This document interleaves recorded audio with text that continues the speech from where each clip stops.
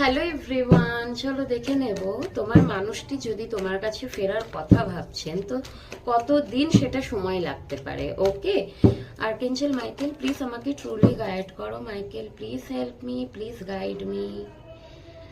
তোমার পার্টনার যদি তোমার কাছে আসতে চাইছেন তাহলে কতদিন সময় লাগতে পারে সেটার জন্য।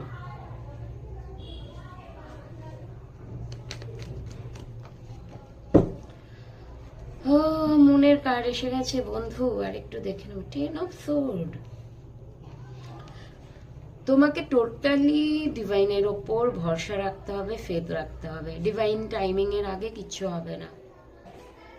একটু নেগেটিভ কার্ড এসছে, তবে হ্যাঁ এখানে বলবো নেগেটিভ কার্ডের সাথে পজিটিভ কার্ডও এসছে। মানে এক সাইড যদি অন্ধকার হয় না, আর একটা সাইড আলোতেও ভরে থাকে। আমরা যখন অন্ধকারের মধ্যে ডুবে থাকি তখন আলোর দিকটা আমরা খুঁজে পাই না, তাই না? ওই আলোটা যে আমাদের পেছনে আছে সেটা আমরা লক্ষ্যও করি না। তোমার সাথে ঠিক এই জিনিসটাই হবে।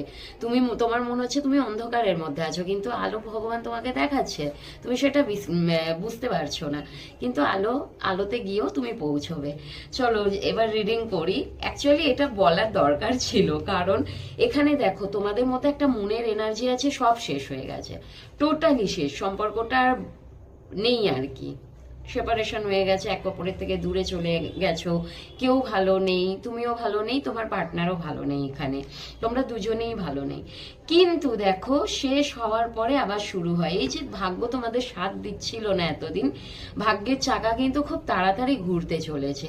এখানে বলা হচ্ছে যে ডিভাইনের ওপর ভরসা রাখো, সময়ের আগে কিচ্ছু পাওয়া যায় না। আজকাল হুইল অফ ফরচুনের কার্ডটা কিন্তু খুব আসছে, তার মানে তোমরা যদি স্টাক এনার্জির মধ্যে তোমরা এতদিন ধরে ছিলে না, এটা খুব তাড়াতাড়ি কাটতে চলেছে।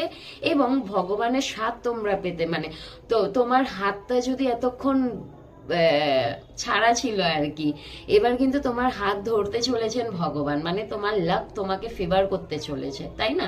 হয়তো মানে তোমার মনে হচ্ছে দূর এইসব ভুল কথা, দূর এইসব কেউ বিশ্বাস করে না, কিন্তু এটা হবে। তোমাদের যাদের সাথে এই ধরনের এনার্জিটা ম্যাচ করছে তাদের হবে, তাদের জন্য হবে।